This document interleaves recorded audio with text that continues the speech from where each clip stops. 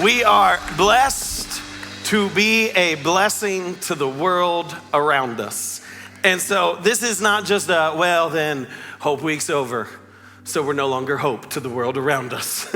But this is a week in which we are going all in as a church. We're disrupting our schedules. We're canceling plans. We're missing practice. We're leaving work early. Someone should amen that. I mean, come on, I don't know, if you at least get that in there. To make sure that we are spreading the love of Christ to others. God has done something in us. He has redeemed us. He has saved us. His goodness has been evident to us. And so we want others to know God loves us and He loves you too. Oh, that's good news. Oh, I'm grateful to be a part of that. But first, to get us there, church, we are in week 7 of how to be blessed. Week 7 of 957. We are just rolling right along. We're getting it there. I have 2 passages of scripture I'd like to read over you. Don't worry, 5 total verses. Okay, suck it up. 5 total verses. You'll be fine. The first one comes out of Genesis chapter 12. It says this: the Lord had said to Abram, quick waiver. He changes his name from Abram to Abraham. I will use those words interchangeably because I don't really care that much. The Lord had said to Abram, go from your country, your people, and your father's household to the land I will show you. And then God promises Abraham 7 things. He says, I will make you into a great nation. I will bless you. I will make your name great. You will be a blessing. I will bless those who bless you, and whoever curses you, I will curse, and all peoples on earth will be blessed through you. Man, that's a good promise. That's pretty good, right? Like some of you have been promised stuff and it wasn't even that great. I keep having to promise my kids to take them back to McDonald's to get Space Jam toys for my Happy Meal. This is better. Like, sorry, Parker, this is better. It says, so Abram went as the Lord had told him, and Lot went with him. Abram was 75 years old when he set out from Haran. And last verse I'd like to read over you comes from Galatians chapter 3, verse 9. It says, so those who rely on faith are blessed along with Abraham, the man of faith. Oh, if you saw it, you'd be more excited. This is what that verse means. Is that when you live your life in faith, trusting God, it means the same promise that was given to Abraham is available to you. Oh, isn't that good? Oh, we should celebrate that today. I believe this is gonna be a day that for some of us, not because of my words, but because of what God has shown us through His word, is going to resurrect our lives. I'm not saying you walked in here dead. Those around you can already tell you that. I'm not saying that you need your joy restored, but I think you may know if that's the case. So we've covered how to carry your blessing, how to count your blessing, how to be clingy, how to be in cahoots. Didn't Ashley do an amazing job last week on how to be in cahoots? Oh, I'm grateful for her. We've talked about how to catch. Today is how to throw. You can have a seat.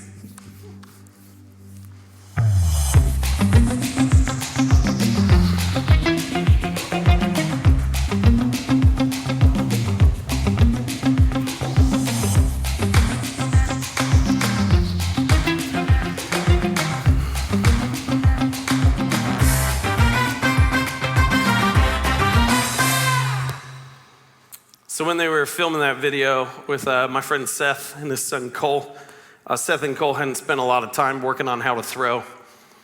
And Seth definitely threw a ball that hit Cole straight in the face. They thought about leaving that out because they thought that'd be too distracting for worship. And I'll just put it back in there. I think that's funny. Let's go. Today, I want to talk about how to throw. I needed the headset because I need my hands. Like I need both hands today. I need to be ready. And I know some of you, you're like ex-baseball players. You're like, You still got the competitive juices flowing through you. You're good to go. So you're like, go ahead, Kevin, teach me how to throw. And I'll just share this. I'm not an expert on throwing. Like I know you gotta hold it on the seams, not like all the seams, like these seams. You gotta like get your feet like in position. Some of you are taking notes. Come on. You gotta point your, if I had a glove, I should have a glove. You gotta point your glove the direction you want it to go. Ready? Great, polo, Cam. And then you throw. Oh, sorry, that was a little off. Come on, I'm gonna need, yeah, thank you. Thank you very much. I got more, oh.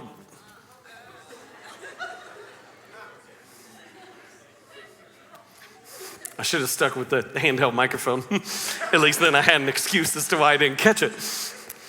Yeah, you got it. Let me try again. Liam, quit taking notes. There you go, yellow shirt. Thank you. So if I have all the, I'm just working my way down the line. Look alive. Please come back. So if I have all the mechanics right, but I know this is gonna sound really elementary and dumb. If I have all the mechanics right, but if I never let go, it's not a throw, right? Like if I've got my feet in place and I'm holding the laces and I put my arm where it's supposed to go, but if I don't let go of the ball, it's not a throw. We understand that, right? Right? BG, how you doing? Look alive? Oh, there you go. He saw that out of nowhere. Did you give it back to your son to throw it back? Thank you very much. Let's get, is that one working? Can we get Ironton here on here? There you go, Ironton, look alive. I know you get your hands up, Ironton. There you go, Connor is on behalf of Ironton today. Well done, Ironton, good job. Lewis, could you be online church today? Online, everybody look alive. Thank you very much, want to incorporate you in the process. There we go. It's not a throw if you don't let go. You can have everything right, but if you still hold on to it, you could explain it, you could give the rundown, you could do the mechanics. Pretty girl. It's my wife. It's okay, I'm not trying to pick up people here in church. You're like, what? That was inappropriate. Just winning points where I can. It's not a throw. I bring this up because we're not great at letting go. Could we acknowledge that? We're not great at letting go. We're not great at letting go of good things. We're not great at letting go of bad things. Some of you, you're like, your kid is still living in your basement because you want them there, because you need them there. You just want to earmuff them this whole message. You're like, don't listen to a word that he says. Stay forever. I don't know who I am without you. Emma Becker, are you ready? Oh, look at you. You have to, you have to be willing to let go. I'm bad at letting go. I can acknowledge that. Like, we'll have like chicken that's a week old in our refrigerator, and Bethany's like, are you gonna eat this tonight? I'm like, no. She's like, I'm gonna throw it out. I'm like, oh no, please don't. It's probably already bad. Yeah, but I might need it. I might want it tomorrow. Are you willing to take that risk? Always. I am always willing to take that risk. We're bad at letting go. And I bring this up because Abraham is the best at letting go. Abraham is the one. He blows so much in his life. There are so many things that he does not get right, but he is perfect. Hope shirt, third row. At letting go. He is fantastic at letting go. Let me say, hey, Adelisa, would you just give me the verses on the screen? Start with verse 2 in Genesis chapter 12. And so God promises him these different things. He says, I will make you into a great nation, and I will bless you. I will make your name great, and you will be a blessing. God promises him 7 different things, but there are 3 areas of focus. He promises that he's going to do something in him. This is what make your name great means. It's not just about Abraham's fame, it's about his reputation. It's about his character. And God says, I will do something in you. I will change your soul from the inside. I will change who you are at the core. This is the one that matters most. Because if you don't change who you are at the inside, the common denominator in all your problems is you. Oh, sorry, I thought you were gonna be ready for that. Some of you, was that a little too shocking? The common denominator in all your problems is, oh no, it's you, right? Like, I want peace in my home, and yet I am most often the one who is yelling. I'm the problem in all the things everybody talk about, I want the world to change. No, just change yourself.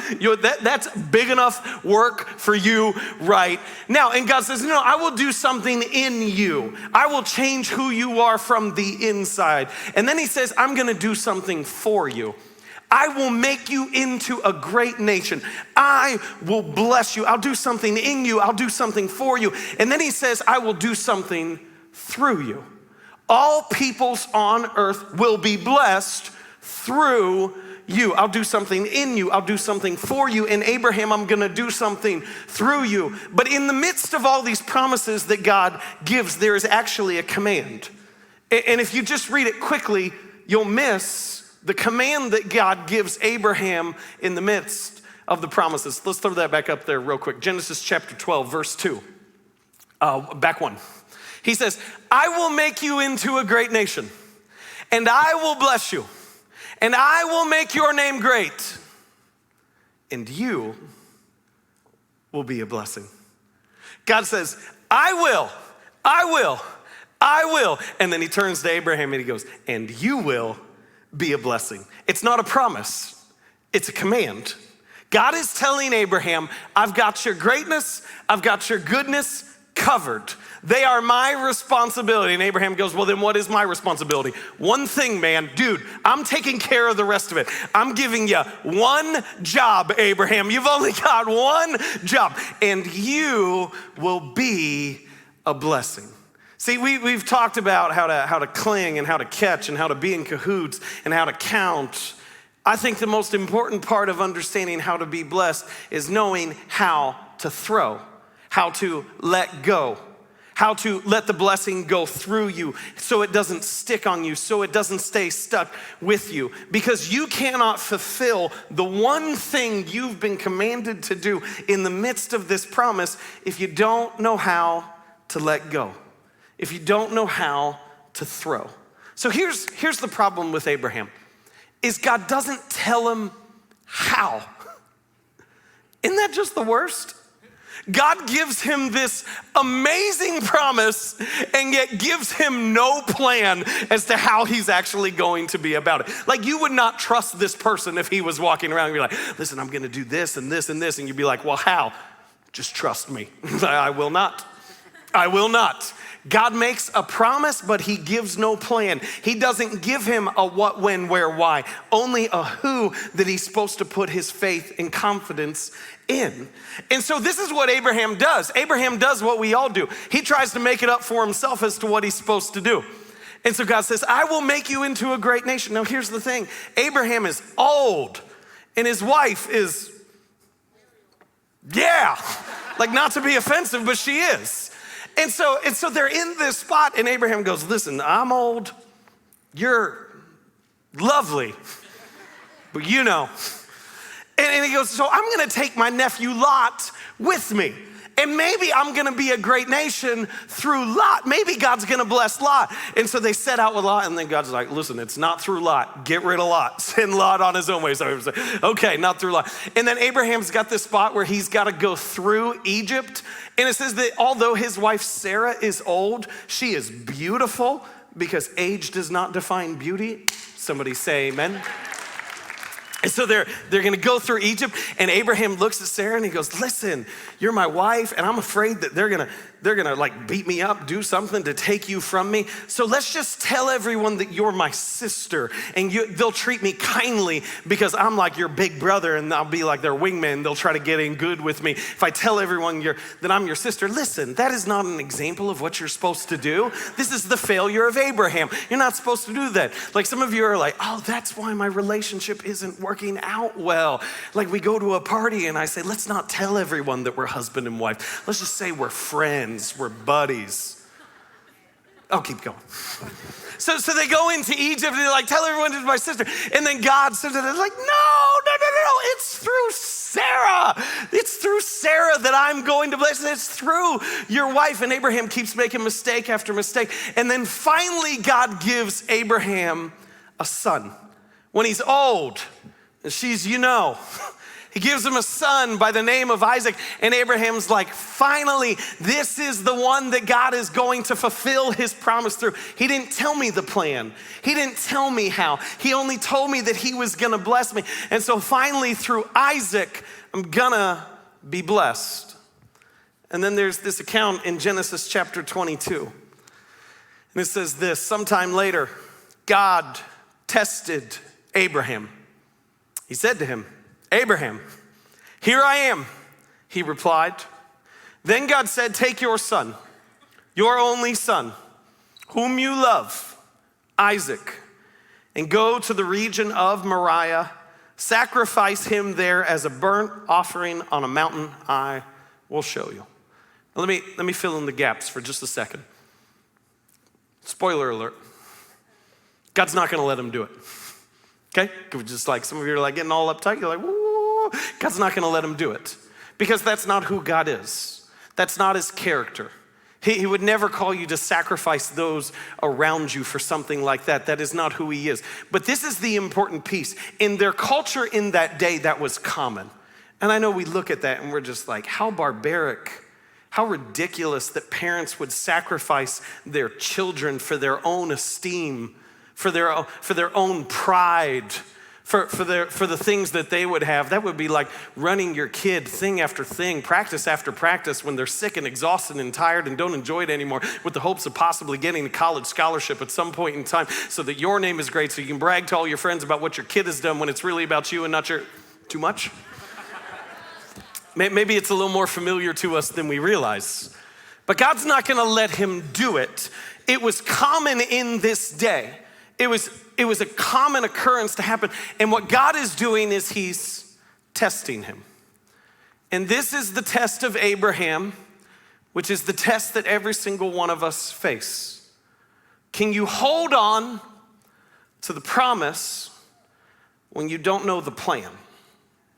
Can you hold on to the who when you don't know the what, when, where, why, and it doesn't make any sense? This is maybe the most important piece. Can you hold on to the God from whom all blessings flow instead of clinging tightly to the blessing? See, this is where most of us go. We say, God, I want you to bless me. And we remove our hand from the blesser and we hold tightly to the blessing. And then when it comes time for us to throw, for us to let go, for us to make sure the blessing flows through us, we're still clinging on to, we're still withholding the thing that we were meant to let go of. Can you hold on to God and not the thing that he's given you? Can you hold on to God when the plan doesn't make sense, when things don't go the way you thought it was going to go? God says, I've got your greatness covered. I've got your goodness in my hand. Your responsibility is to let go. I know in my life, I have spent most of my time holding on to the things that God has given me instead of the God who gave it. I've spent I'm sorry, you're all so much more holy than me. You're all sitting there judgmental, something like that. I've spent so much time focused on the things I think I control, on the things that I find my identity in that are other than Jesus, instead of the one who I was meant to hold tightly to.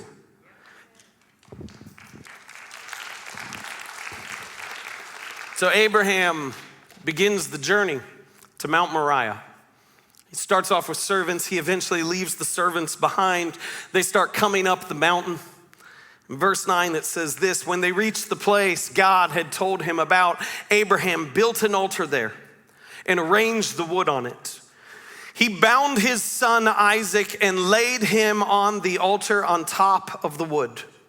Then he reached out his hand and took the knife to slay his son. But the angel of the Lord called out to him from heaven, Abraham, Abraham. Oh, can you imagine the relief in his voice? Here I am. He replied, do not lay a hand on the boy, he said. Do not do anything to him. Now that I know you fear God, because you have not withheld from me your son, your only son. Turn to your neighbor, say withheld. Oh, turn to your neighbor with a little more enthusiasm and say withheld, because this is gonna be a good thing. See, the mark of faith, the initial evidence of faith is what we're willing to give to God. And I gotta tell you, sometimes I spend way too much time in my life reminding him of what I gave him. God, I served you this way. God, I gave this financially. God, I did this. God, I preached this word, even though no one seemed to be enthusiastic about it in the moment. That's perfectly fine, but I did it. And could you imagine what God in heaven is like? He's like, great. Good job, man. And I want to tell him what I've done, because the evidence of faith is what is given, but the limiting factor of faith, the ceiling that we place on how God wants to bless us, is what is withheld. God can't bless what you're withholding from him. God can't bless what you haven't put in his hands. The evidence of faith is what is given. The limiting factor of faith is what is still withheld. God is able to bless Abraham in the midst of his failures. And some of us look at it like, God blessed Abraham, the dude who lied about his wife being his sister. Oh, you thought blessed meant perfect? You thought blessed meant you were gonna do everything right? God goes, Abraham, you got one job, and he did that job well. He says, I will make sure I'm not holding on to anything that I should have given to you. And so I'm gonna mess up morally sometimes. And yes, I will stumble sometimes, and I'm gonna say the wrong thing, but I'm going to be sure that I'm not going to hold anything back from my God. And so God continues to bless him, because nothing is withheld. So Kevin, you're talking about like the good stuff in our life. We shouldn't withhold from God the good stuff. Yes, for one, absolutely. You should not withhold your talent from the kingdom of heaven. You should use your abilities and your gifts to serve God, to further his kingdom. Yes, that's part of it. You should not withhold your resources from what God is doing in the kingdom. It is our way of trusting him. And scripture tells us, we've got this really simple thing. It talks about the tithe. Some of you are gonna get all squirmy, just hang on. The tithe is the first 10% of your income given back to God through his church toward his kingdom. And some of you are just like, oh, I knew that's what we were gonna talk about. This is what Jesus says. He says, where your treasure is, there your heart will be also. Your finances are the rudder for your desires. The way you control what you care about is what you put your money towards. You know this, right? Like, you know this. This is why you sign your kid up for a class. As soon as you pay for it, you'll send them there no matter what happens in their life. Like, oh, you're going. I don't want to. I hate this. You're going. I already paid for this. I have given this speech 3 times this month already. I know what it's about. This is the way we control our desires, is what we give. So we give God what is good. And some of you are like, oh, I knew church. You're just after money. You're just after this. Jesus isn't after your money, he's after your heart. And this is why this matters so much. If you withhold what is good, you will create a habit and pattern in your life that will also lead you to withhold what is bad. If we don't trust God with the good things that come in our lives, the tendency will be is that we will take ownership of the bad things that happen in our life as well. I believe wholeheartedly in taking responsibility for what we can take responsibility for, but this is the danger. If I take credit for the blessing, I will also take ownership of the pain. And before long, trauma, hurt, things that you had nothing to do with that came into your life will become part of you, because you're so used to withholding on this side, you don't know how to not withhold when the bad stuff comes along as well. God can't bless what's in your hands. And scripture says it like this in Romans 8:28, it says that we know that in all things God works for the good of those who love God, who are called according to his purpose. It doesn't mean God sent it. It means God will use it. It means no matter what comes in your life, if it is not withheld from God, but if it's trusted back to Him, God is going to use it and work it for good. And how often in my own life, I have taken sole responsibility and ownership for the bad and acted like it's my job to make it good. And then what happens is I create this internal narrative of all the things I've done wrong, all the ways in which I've messed up, and all the ways that I've blown it. My failures in the hands of my enemies become a reason for them to accuse me. My failures in my own hands become the story of the ways in which I haven't measured up. But my failures in the hands of God remind me of His kindness, lead me towards repentance, and show me that there is a grace that is greater than all my sin.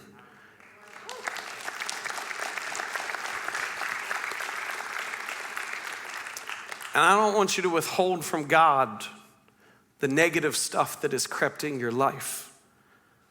I don't want it to define you, because for too many of us, that's what's happened. You train yourself to not withhold anything from God in the good stuff, so that when the bad stuff comes your way, you're already giving it back to Him. Because when we bless in the good stuff, we're not giving to those around us. We may be serving those around us. It may go to another person, but we are ultimately trusting God for it. We're giving back to God. Because what will happen is if we're more focused on those around us and who we're giving it to, then all of a sudden we begin to measure whether or not they're worth it, whether they deserve it. Let me tell you, we're gonna serve some places this week. Everywhere we go, some of you, there's gonna be a part of you that's like, well, I don't really feel like they need it. I don't really feel like we're gonna serve the schools, and there's gonna be some of you that the narrative in your head is gonna be like, well, isn't this what my taxpayer dollars are going to? Sorry, that's how I impersonate your voices whenever you say anything like that, my bad. Oh, highly offensive. I'll just keep going, we're good.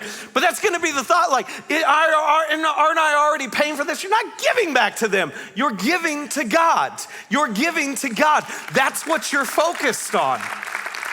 And I wonder for how many of us, like the reason why we know when Abraham went through Egypt that he lied about his wife being his sister, the reason we know that happened is because Abraham told somebody.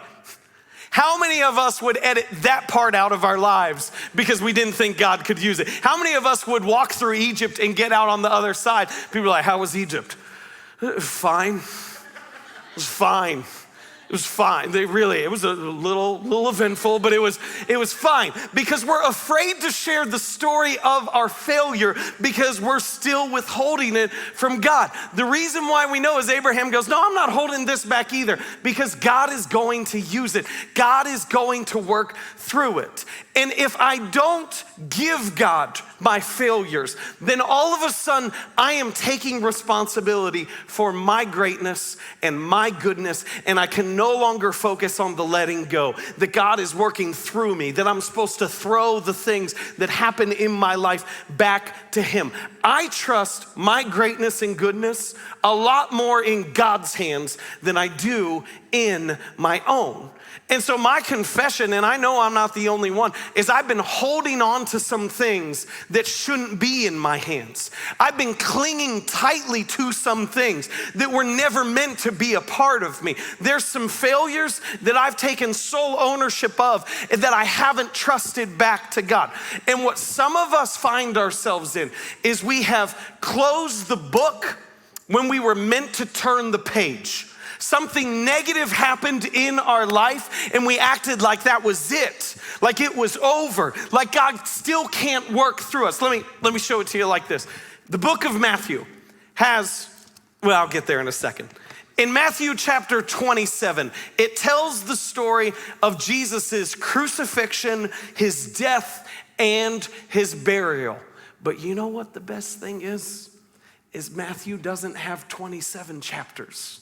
It has 28 because the 28th chapter is the story of his resurrection. Some of you are one chapter from resurrection. You're one page from where God seeks to do his greatest work. And God's call to you today is don't get stuck in your failure. Don't get stuck back in Egypt telling yourself how you blew it. Let it go. Give it back to him. Hold nothing back. Trust God all the days of your life. Come on, church, let's celebrate that today. How to throw your responsibility. God says, I will make your name great. I will bless you. I will make you into a great nation, and you will be a blessing. Oh, how often I have been focused on the things that God says he's responsible for and not paid any attention to the one thing that I'm responsible for. He looks at me in the same way that he looks at you and he goes, listen, you've got one job. Make sure the blessing flows through you. Don't hold on to things you're not meant to. I'm gonna make it as easy for you as I possibly can, and you will be a blessing. Years later, in the book of Hebrews, there is an account in Hebrews chapter 11 that describes the great faith of people throughout the pages of Scripture. The chapter begins with this heading. It says, now faith is confidence in what we hope for and assurance about what we do not see. This is what the ancients were commended for. And then in verse 8, it begins to describe the life of Abraham. It says, by faith, Abraham, when called to go to a place he would later receive as his inheritance, obeyed and went, even though he did not know where he was going. By faith, he made his home in the promised land like a stranger in a foreign country. He lived in tents, as did Isaac and Jacob. Jacob is Isaac's son, who were heirs with him of the same promise. For he was looking forward to the city with foundations, whose architect and builder is God. And by faith, even Sarah, who was past childbearing age, was enabled to bear children because she considered him faithful who had made the promise. And so from this one man, and he as good as dead.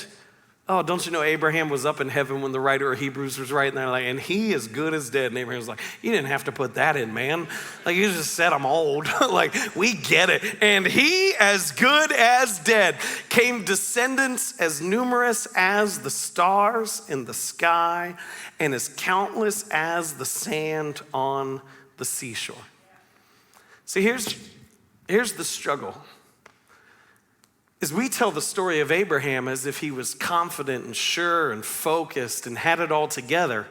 Like, we even got a song about him. We're just like, man, he's Father Abraham. He had many sons. How many sons had Father Abraham?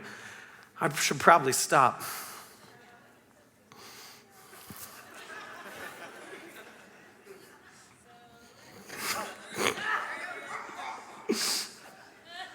We tell the story of Abraham as if his faith is towering and it's insurmountable.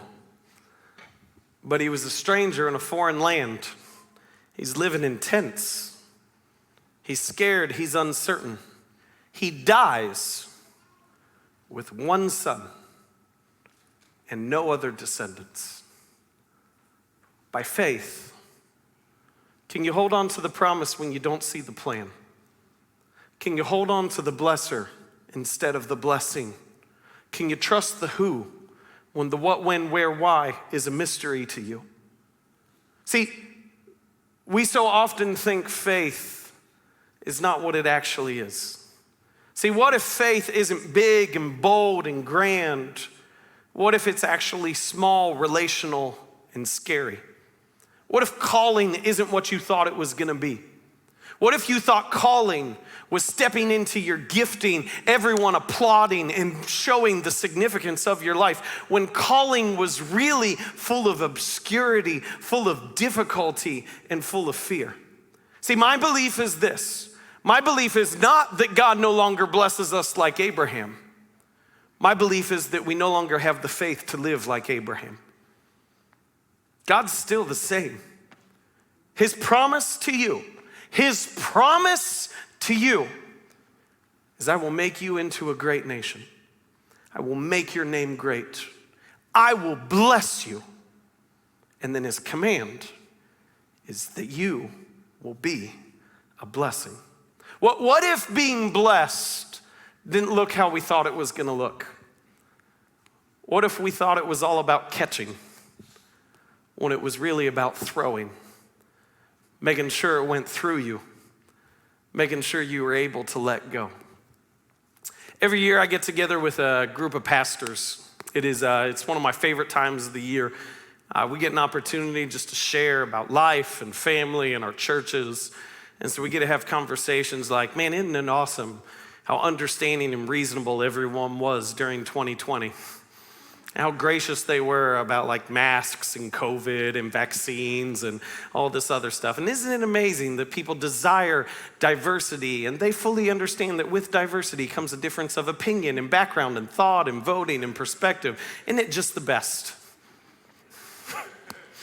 And so one of those times we're at this place called Megan's Bay. It is one of the most beautiful places in the world. And we're standing on the beach and we're having these discussions. And we actually have this ball. And this ball's amazing because this is one of those balls that it skips on the ocean. Like when you throw it in the water, it keeps bouncing. And so we're going along and I take the ball. And there's this wave coming in. It's a small wave, but I was like, maybe I can throw this off the wave because I'm a moron and I do dumb stuff. And so I go and I try to throw it off the wave and it skips over everybody and almost hits this family with small children. I was like, sorry. And so it gets over there. And then when it got over to them, I believe it was the dad picks up the ball. He's got a big old smile on his face and he throws it right back to me. I was like, ooh, new game. And so we stood there, the middle of the bay, hundreds of people all around, and we began this process. Blue and white shirt. And person after person, white hope hat. We threw the ball to. They looked, yellow shirt. And they threw it back. Some of them poorly. And this is the amazing thing. For 3 hours, we did this. And we just looked person after person, hope shirt back row. And we threw the ball. And some people, they like tried to play it off like they didn't care, like they weren't paying attention. There's this one dude, I remember him because he was wearing yellow swim trunks. I was like, ooh, bold statement, buddy, yellow swim trunks. And he's just standing on the shore and he keeps walking back and forth like this. And I took the ball and I yelled out, didn't know his name. I was like, yellow swim trunks. And he goes, it was the best. He was ready. And we just watched 3 hours, person after person, threw the ball. And if anyone would have taken the ball and left, well, to be honest, we would have ran them down and beat them up and taken the ball back because we're those kind of pastors. Like that's how we roll. I'm not letting somebody take my ball. If anyone would have done that though, the game would have been over.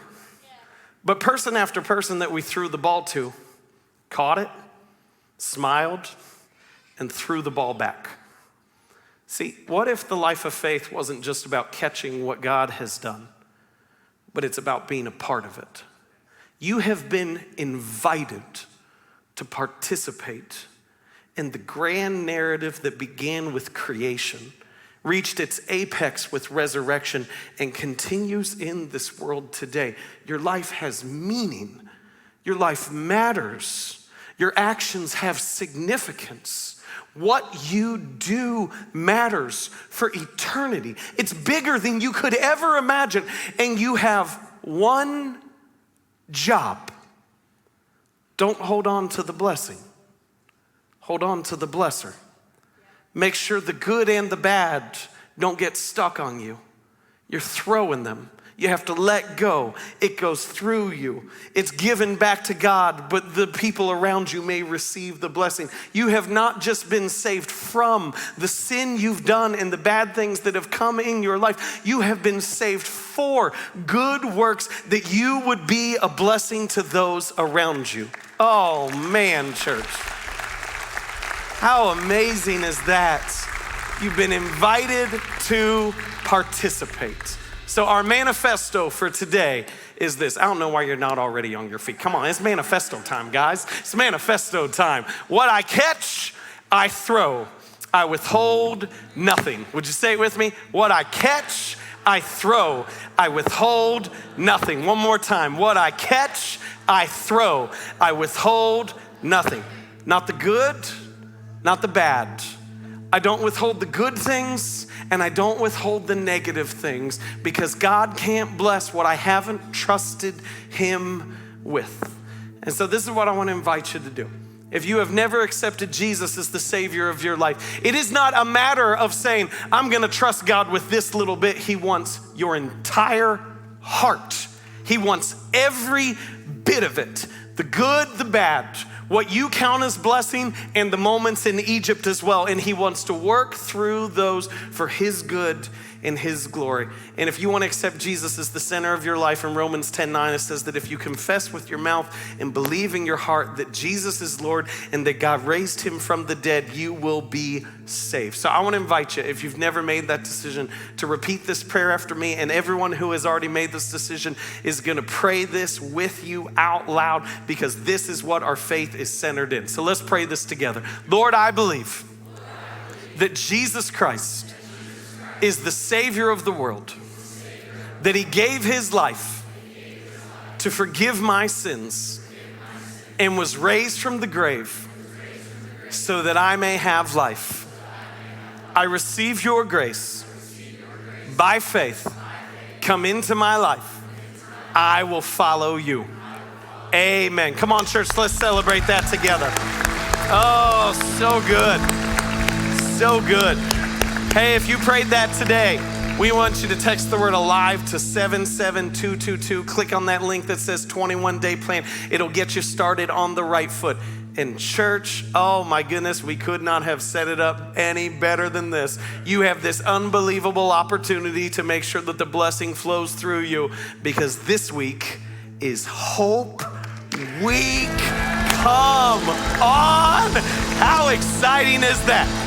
So, in Beaver Creek, in Ironton, and online, if you're not already signed up, go to behope.church/Hope Week. Projects start tonight. You can be a part of Random Acts of Hope all week. We are so excited to celebrate with you. Have a great week. We'll see you all this week. Hey everyone, thanks for joining us today at our Be Hope Church YouTube channel. Hit the subscribe button below so you never miss a video. And you can join us every Sunday online at behope.online, or you can like our Facebook page or participate in our online community through our Facebook group. Thank you so much for joining us today. Please subscribe, share, and review this. Make sure you invite a friend into what's going on. And if you want to support the ministry here at Be Hope, you can learn how to become a First Church champion by going to behope.church/giving. Thank you so much for being a part of what we do, and we'll see you back here real soon.